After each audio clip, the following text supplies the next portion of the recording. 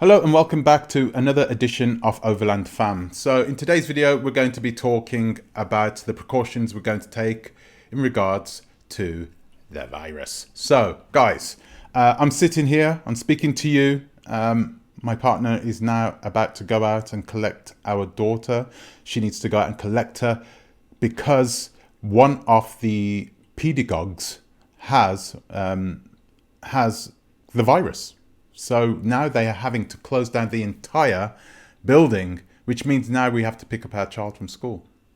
It's crazy. You know, since this war started in Ukraine, the virus has taken a back seat in regards to television time, hasn't it? No one's talking about it on the television anymore. It's all about Ukraine.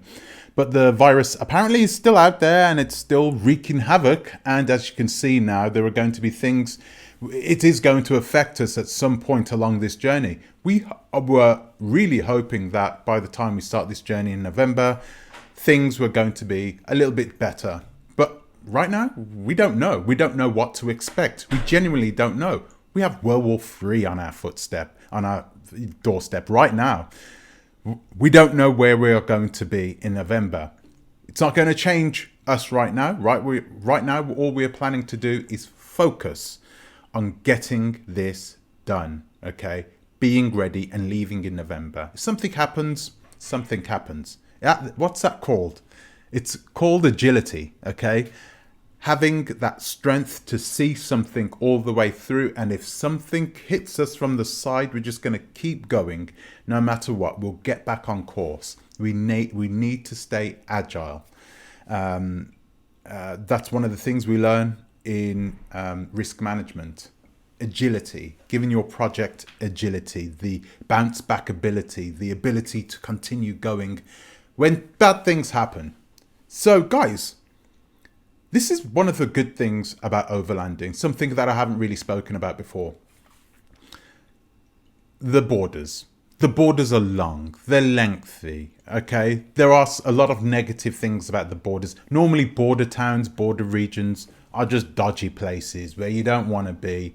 There are a lot of trucks, a lot of people going through these borders, right? And normally you get all types of people, including criminals, that will stand there and wait for the next opportunity to take something, to rob somebody, to defraud somebody, to do something bad to somebody.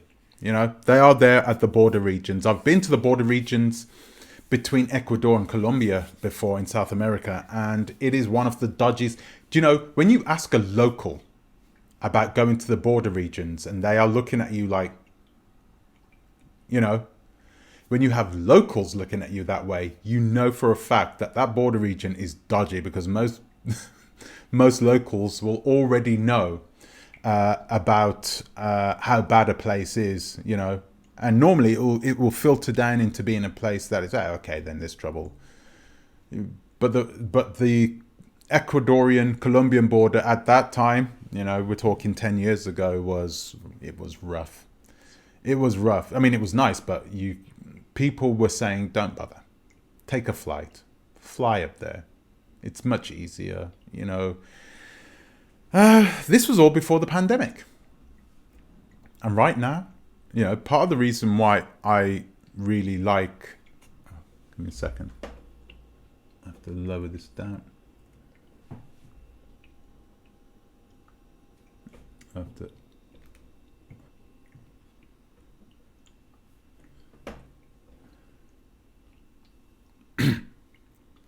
Part of the reason why I really like overlanding is because you are not being held up by the Scarlet Pimpernel at the airport. They're one of those security guards who are asking you for all your paperwork. And if you don't pass that security guard, there'll be another security guard who will ask you for the same paperwork, but perhaps a little bit differently. They have filters before they get on the aircraft. Why? Because if you get on that aircraft and you fly to... This happened to me. I flew to Morocco. I managed to get on the plane. I had all my certificates, everything to prove that I did not have the virus. I flew to Morocco. They didn't let me in anyway. So the airline had to pay for my ticket to go back to France. I flew back to Marseille. So this is one of the reasons why there are so many checks at airports, to the point in which can be extremely frustrating. And plus, you don't know. Last year also, I was ready to go to Portugal. Getting on the plane to go to Portugal, no. And that was because I did a PCR test, but the PCR test didn't come through. Actually, it came through on time, but I thought they were going to email me the results, and they gave me the results via text. I didn't know.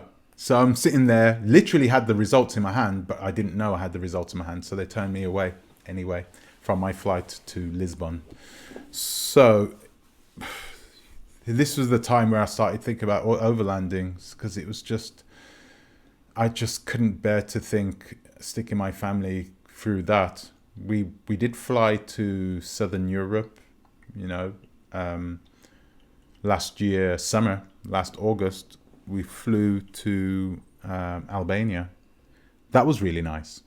The experience of being on a plane was a bit more of a headache, but because there had been enough time had gone by where airports had relaxed restrictions, it was okay. It was fine, So, the plane ride was an absolute mission with the baby. But it was only an hour and a half. We got home all nice and refreshed. Really enjoyed that journey. But in my mind, no, that's a lie. Actually, take a look at this. Look at this. Can you see that? This was us at the airport. This is us at the airport when we had just landed, come back from Albania. Look at the queues. There were old people waiting in the line. It was such a beautiful thing to watch, actually. You had a lot of people who said, okay, let's just get all these old people to the front. And when we got them to the front, we put chairs down so they could sit and wait, because it seemed as if these people at Vienna Airport were a bunch of imbeciles. These people hadn't thought about the fact that there were children who'd been locked up in a tube for hours on end, and now that they had just landed, what, you were expecting them to wait at an airport gate for an hour just so they could show their passports? Pathetic. Really was. It got me so angry that was when, this was a year on from when I went to Morocco. It was a year on, and it had absolutely solidified in my mind that something had to be done, that there had to be a better way of traveling. And when I thought about overlanding, I thought, well, wait a minute, we can do this. We can overland the entirety of Africa. So what am I going to do? What am I going to do if I get to a border and all of a sudden they won't allow me in for whatever reason? The good thing about land borders is that we can always turn around. We can do many things. We can turn around. We can go another way. We can sidestep the entire country. In a lot of cases, we can do that by one way or another. Let's say if I need to get to Angola, and they won't let me into see the Congo. They won't allow me into the Congo. There's a little strip of land that you have to get by, right? What do I do then? Simply stick the car on the ferry going around it. Done. A lot of people in Ghana who try to make their way to Nigeria, but they have to go through Togo, and there's another country as well. It's not Burkina Faso. But they have to go through two countries before they get to Nigeria. Right. This is a pain in the butt. So what are you going to do? You have to go through three borders. You have to go through your own border. You have to go through the border of the other country, and then Togo, and then into Nigeria. That can take so much time. And you have to have all of your certificates checked. And sometimes each of those countries will be different. So even though they are all in the same sort of club, this ECOWAS, it's still a nightmare to get through those border regions. However, a lot of people have said, listen, I'm not going to go through these borders anymore. All they're doing is they are scamming us. They're taking money from us. They're doing this, doing that, doing the other. So They are just taking another way. They're just driving further up north and going through a place where there are no borders, where there is no people watching them. There's no border guards. They just drive through and then get to the other side. Now, we can't do this because we're going to need to get out the other side as well. All right? So if you're going into one country, you can go into one country and come back. That's not a problem. But you can't go through a country because then they're going to start asking you for your paperwork that allowed you to bring your car in the first place. In order to get through that, I'd have to go through another border which didn't have any border guards. And that's not safe. And it's not something we want to do. Okay, so what else do we do? Guys, listen. I'm going to tell you about a story about one of the guys that I was watching on YouTube, and they said that they went to Ghana and they had to take one of these tests. And one of the airport attendants came up to the guy and said, have you got your test? Have you got your test? Oh, yeah, I've got it here. Okay. You got it? You got everything sorted? You got your yellow fever? Oh, I don't have yellow fever. Yeah, you got $50, and then you'll have your yellow fever. Yeah, right there in the airport. $50. See you later. They don't care about yellow fever shots. They don't care. They care about using that opportunity to make money from you. The same goes at the border as well. Paying a little bit extra will get you through quicker. That's not what we want to do. We want to try and travel the entirety of that continent without having to pay bribes. But sometimes, if worst comes to the absolute worst, that could be the cheaper way as opposed to driving around an entire country.